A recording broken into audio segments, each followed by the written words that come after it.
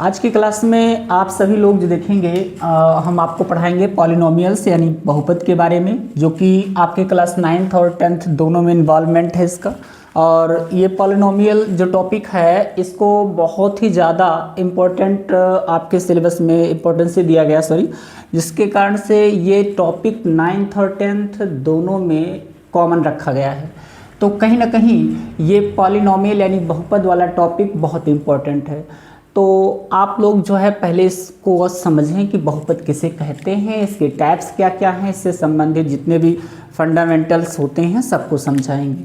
तो देखते हैं कि आखिर पॉलिनोमियल्स किसे कहते हैं, बहुपद क्या है। सबसे पहले आप पॉलिनोमियल्स को समझिए, देखिए ध्यान से।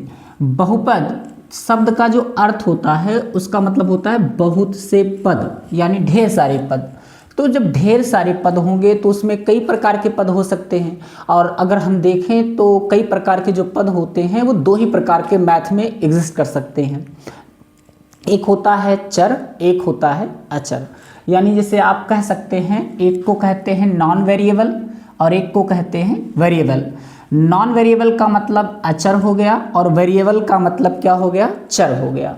अब नॉन वेरिएबल का मतलब ये होता है कि जिसका मान ना बदले, जिसका मान ना बदले, ध्यान देना इस बात को, जिसका मान ना बदले उसी को हम क्या कहते हैं, नॉन वेरिएबल। जैसे हम किसी अंक को ले लें, कोई डिजिट जो कि नंबर्स से संबंधित हो, 1 2 5 6 7 8 9 10 इस प्रकार से, तो ये आपकी नॉन वेरिएबल में आएगी यानी अचर में आएगी। इसका मान कभी बदलता नहीं, जो डिजिट आपने ले लिया वो ले लिया, ठीक है। अब बात करें वेरिएबल की, जैसे हम चर कह सकते हैं, आप इसे कह सकते हैं कि इसका मान बदल सकता है, इसका मान फिक्स नहीं होता है, कुछ भी हो सकता है, फिक्स नहीं है। तो फिक्स नहीं है तो कुछ भी हो सकता है। जैसे मैं कह दूं मेरे जेब में कुछ रुपए हैं, तो मेरे जेब में कुछ रुपए हैं, तो ये क्लियर नहीं किया जा सकता कि मेरे जेब में कितने रुपए हैं, है ना। हो सकते हैं 2 4 10 20 50 100 जो भी कुछ हो, क्लियर नहीं है। तो ऐसे में वेरिएबल जो होता है इसे चर कहते हैं, यानी इसका मान कभी बदलता रहता है। जैसे हम कुछ शब्दों से इंडिकेट कर सकते हैं, जैसे एक्स वाई जेड इस प्रकार से, या हिंदी के भी वर्ड से इसको सिंबलाइज किया जा सकता है। तो आपको बस इतना जानना था कि वेरिएबल क्या है, नॉन वेरिएबल क्या है। तो वेरिएबल वो है जिसका मान फिक्स नहीं है, और नॉन वेरिएबल वो है जिसका मान क्या हो, फिक्स हो, ठीक है। अब बात करते हैं कि बहुपद किसे कहते हैं, बहुपद को हम कैसे समझेंगे। बहुत सरल तरीके से हम आपको बताने जा रहे हैं, ध्यान से देखिएगा। जैसे बहुपद का मतलब क्या है, पहले ये सेंटेंस देखिए। ऐसा बीजीय व्यंजक जिसमें उपस्थित चर की सभी घातें ऋणोत्तर पूर्णांक हों। ये लिखा है तो बस एक ही 1.5 लाइन में, लेकिन ये बहुत बड़ी बात लिखी है, इसको समझने के लिए आपको ध्यान से सुनना पड़ेगा। देखिए क्या लिखा है, ऐसा बीजीय व्यंजक जिसमें उपस्थित चर की सभी घातें ऋणोत्तर पूर्णांक हों, यानी नॉन नेगेटिव इंटीजर्स हों। अब इसके कहने का मतलब क्या है, मैं आपको सरल भाषा में समझा रहा हूँ। इसके कहने का मतलब ये है कि कोई ऐसा बीजीय व्यंजक लिखो। अब बीजीय व्यंजक का तात्पर्य यह है कि उसमें चर अचर दोनों मिक्स हो, चर भी हो अचर भी हो। लेकिन एक बात और भी इम्पोर्टेंट है कि जरूरी नहीं है कि वो मिक्स ही हो, चर अचर हो भी सकते हैं और नहीं भी हो सकते हैं। मतलब जरूरी नहीं है, एक सिंगल चर है तो भी वो बहुपद में आ जाएगा, मैं आपको आगे समझाऊंगा। और अगर सिंगल अचर है तो भी वो बहुपद माना जाता है। लेकिन फिलहाल अगर हम कहें ऐसा बीजीय व्यंजक जिसमें चर और अचर मिक्स करके लिखा हो, तो सबसे बड़ी बात आपको बस एक ही चीज़ देखनी है कि उसमें जितने भी चर लिखे हैं, चर मतलब वेरिएबल, जितने भी चर लिखे हैं वो सभी उनकी जो घातें हैं वो नेगेटिव नहीं होनी चाहिए। देखो बहुत बड़ी चीज़ यहाँ लिखी है, लिखने में ना आप जितना समझोगे ना उतने समझ में आपको आएगा। ये नॉन नेगेटिव लिखा है, नॉन नेगेटिव का तात्पर्य क्या है, निगेटिव नहीं हो। अब आपके दिमाग में ये नहीं आना चाहिए कि नॉन नेगेटिव का मतलब तब तो पॉजिटिव ही हो सकता है। जैसे नॉन नेगेटिव कह रहे हैं तो इसका मतलब नेगेटिव ना हो, तो अगर नेगेटिव ना हो तो इसका मतलब पॉजिटिव हो। नहीं भाई, ये गलत हो जाएगा। क्यों, कारण है, मैं आपको बताता हूँ। अगर लिखा है कि इसकी घातें नॉन नेगेटिव इंटीजर्स होनी चाहिए, तो इसका मतलब ये है कि निगेटिव यानी ऋण वाली, है ना, निगेटिव यानी ऋणात्मक, ऋणात्मक ना हो, है ना, घात ऋणात्मक ना हो और ऋणोत्तर पूर्णांक हो। ऋणोत्तर पूर्णांक का मतलब होता है घातों का घटता क्रम या बढ़ता क्रम, इस प्रकार से। तो इंपॉर्टेंट बात मैं आपको बस इतना बताना चाह रहा था कि अगर लिखा है निगेटिव तो इसका मतलब निगेटिव तो है ही, लेकिन अगर लिखा है पॉजिटिव तो इसका मतलब पॉजिटिव भी है। लेकिन मेरे भाई इन दोनों के बीच में जीरो आता है। क्या आता है? जीरो। तो जीरो तो ना तो निगेटिव है ना तो पॉजिटिव है, इसलिए इसको दो टर्म्स में बांटा गया। कौन कौन? एक नॉन निगेटिव, ध्यान देना, ये दोनों मिला करके बनाएंगे पॉजिटिव, और जीरो दोनों मिला करके क्या बनाएंगे? Non negative. और ये आपका क्या बन गया? निगेटिव। तो कहने का मतलब जो घात है वो नॉन निगेटिव इंटीजर्स होना चाहिए, मतलब या तो पॉजिटिव हो या तो क्या हो? जीरो हो, दोनों में से कोई भी हो सकता है। बहुत बड़ी बात लिखिए, ध्यान से समझना। तो नॉन निगेटिव इंटीजर्स का मतलब सिर्फ घात जो है वो ऋणात्मक ना हो, मतलब धनात्मक भी नहीं कह सकते क्योंकि जीरो आता है, इसमें भी शामिल हो जाता है। तो इस प्रकार से, जैसे इस प्रकार से कोई भी व्यंजक लिखा हो जिसमें घातें क्या हो? पॉजिटिव हो, घातें क्या हो? पॉजिटिव हो, और पॉजिटिव के अलावा इसी में एक चीज और जोड़ दो, या घात जीरो हो, तो ज़्यादा आपको समझ में आएगा। मतलब किसी भी प्रकार के व्यंजक में घात चर की जो बने वो पॉजिटिव बने या तो जीरो बने, दोनों में से कोई हो, लेकिन निगेटिव ना हो। ठीक है, तो उसे क्या कहते हैं? बहुपद कहते हैं। क्या कहते हैं? बहुपद कहते हैं। अब अगली बात देखिए, अब अगर हम कहें कि बहुपद का एक मानक रूप है, कह सकते हैं स्टैंडर्ड फॉर्मेट है, तो इसका जो फॉर्मेट है वो यही है, आपके सामने जो लिखा है a0 plus a1x plus a2x square plus a3x power 3 plus dot dot dot an x की पावर n। अब आप इसको, इससे घबराएं ना, ये बहुत बड़ी चीज़ लिखी है, बस आपको समझने की चीज़ है, ज़रूरत है। क्या लिखा है? जैसे यहाँ a0 प्लस a1x, इसका मतलब ये हुआ कि जो a है, यानी ये a0 a1 a2 a3 a4 ऐसे जो आता जाएगा वो कोई एक वास्तविक संख्या होगी। वास्तविक संख्या उसे कहते हैं जिसे संख्या रेखा पर प्रदर्शित किया जा सकता है। ठीक है, अच्छा, जैसे 1 2 3 माइनस में, है ना, अपरिमेय। ठीक है, इस प्रकार से तो परिमेय अपरिमेय दोनों को मिला करके हम वास्तविक संख्या कहते हैं, ध्यान देना। तो ऐसे में ये जो ए करके लिखा है ये सब आपका वास्तविक संख्या ही रहे, और जो इसके बगल में यहाँ देखो x है, ये आपका चर है, यहाँ x स्क्वायर चर है, x3 चर है। तो घात अगर आप देखें तो ये देखो घात 1 है, घात 2 है, घात 3 है, आगे घात 4 आएगा, तो एक सीक्वेंस में पावर आएगी। प्लस दूसरी बात क्या है कि इसकी घात जो है निगेटिव नहीं है। देखो एक बात और मैं आपको समझा दूं, यहाँ तो x नहीं है तो क्या कहोगे आप? यहाँ कहोगे आप भैया x की पावर 0 लिखी है। क्या लिखी है? 0।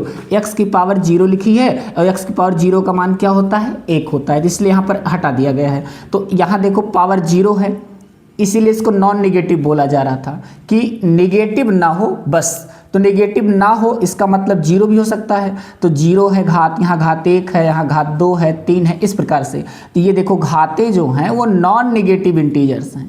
देख पा रहे हो ना, मतलब ऋणात्मक नहीं होना चाहिए, है ना। शून्य और धनात्मक को क्रम में लिखा जाए, घातों को शून्य और धनात्मक जो भी लिखी हैं उनको एक क्रम में लिखा जाए, चाहे वो असेंडिंग या डिसेंडिंग ऑर्डर में। तो इस प्रकार से लिखे गए जो पद होते हैं उन्हीं को कहते हैं क्या? बहुपद कहते हैं। क्लियर है? जहाँ a0 a1 a2 ये वास्तविक संख्याएं हैं, और जो n करके है, यानी कह सकते हैं कि ये पावर्स जो हैं वो नॉन निगेटिव इंटीजर्स हैं। अब मैं यहाँ थोड़ा सा एग्जांपल अगर मैं आपसे शेयर करूँ, तो जैसे मैं लिखूँ एक 5x cube plus 3x square plus 9, ऐसे मैं लिख दूँ। अब ये बताओ कि बहुपद है कि नहीं है? भाई बस एक ही चीज़ देखना है, क्या? कि जो भी चर लिखे हैं, ध्यान देना, वो चर में घात नॉन निगेटिव इंटीजर्स होनी चाहिए, मतलब ऋणोत्तर पूर्णांक होनी चाहिए। कहने का मतलब इसके पावर 3 है, इसकी पावर कितना है? 2 है, और यहाँ पर अगर आप चाहें तो बना सकते हैं 0। क्या बना सकते हैं? 0। तो ऐसे में देखो घात 3 से 2, 2 से 0, घटते क्रम में है, प्लस यहाँ घात जो लिखी है वो नॉन निगेटिव है, यानी निगेटिव नहीं है। ठीक है। तो और मैं अगर एग्जाम्पल की बात करूं, जैसे दूसरे एग्जाम्पल की बात करूं तो मैं लिख दूं भाई 6x + 5 ऐसे लिख दूं। यहाँ पर देखो मैं यहाँ थोड़ा सुधार कर देता हूँ, 5x² + 3x + 9 ऐसे करके लिख दूँ। अब देखो यहाँ भी ये बहुपद है कि नहीं है, बहुपद क्यों है, क्योंकि यहाँ जो चर लिखे हैं उन चर की घात क्या है, निगेटिव नहीं है। पहली बात, चर की घात क्या है, निगेटिव नहीं है। तो चर की घात अगर निगेटिव नहीं है तो बहुपद है, सिंपल सी बात, ठीक है। अच्छा, मैं आपके लिए क्वेश्चन लेकर आया हूँ, देखिएगा ये क्वेश्चन उधर मैंने लिखा है कि निम्न में कौन बहुपद है, ठीक है। मैंने कुछ एग्जाम्पल यहाँ पर ऑप्शन के लिए ऑप्शन के रूप में लिख दिए हैं, आप देखो और बताओ कौन से इसमें बहुपद हो सकते हैं, कौन से नहीं, ठीक है।